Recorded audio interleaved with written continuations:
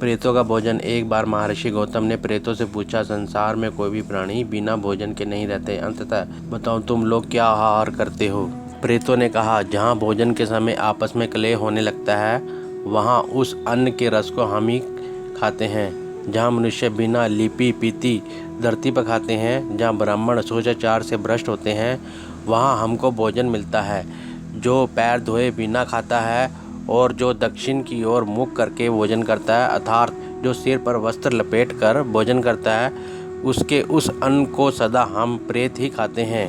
जहाँ रजस्वला, स्त्री, चंडाल और सुअर श्राद्ध के अन्न पर दृष्टि डाल देते हैं, वह अन्न पितरों का नहीं, हम प्रेतों का ही भोजन होता है। जिस घर में सदा जूठन पड़ा रहता है, निरंतर कलह होता रहे और बलि विश्वदेव ना किया जाता हो, वहाँ हम प्रेत लोग ही भोजन करते हैं। महर्षि गौतम ने पूछा, कैसे घरों में तुम्हारा प्रवेश होता है, यह बात मुझे सच सत्य बताओ। प्रेत बोले, जिस घर में बलि विश्वदेव होने से धुएं की बत्ती उड़ती दिखाई देती है उसमें हम प्रवेश नहीं कर पाते हैं। जिस घर में प्रातः काल में की वेला में चौका लग जाता है तथा वेद मंत्रों की ध्वनि होती रहती है, वहाँ की किसी भी वस्तु में पर हमारा अधिकार नहीं होता।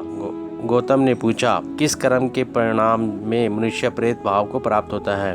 प्रेत बोले, जो द्रोहर हड़प लेते हैं, झूठे मुंह यात्रा करते हैं, गाय और ब्राह्मण की हत्या करने वाले हैं, वह प्रेत योनि को प्राप्त होते हैं। चुगली करने वाले, झूठी गवाही देने वाले, न्याय के पक्ष में नहीं रहने वाले, वे मरने पर प्रेत होते हैं। सूर्य की ओर मुख करके थूक कर और मल मूत्र का त्याग करते हैं, वह प्रेत शरीर को प्राप्त करके दीर्घकाल तक उसी में स्थित रहते हैं। गो ब्राह्मण तथा रोगी को जब कुछ दिया जाता है वो उस समय जो ना देने की सलाह देते हैं वह भी प्रेत ही होते हैं।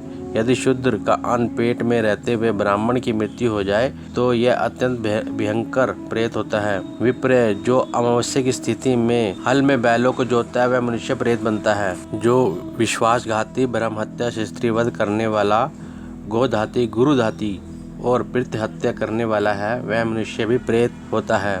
मरने पर जिसका अंतिम संस्कार तथा श्राद्ध नहीं किए गए हैं उसको भी प्रेत योनि प्राप्त होती है।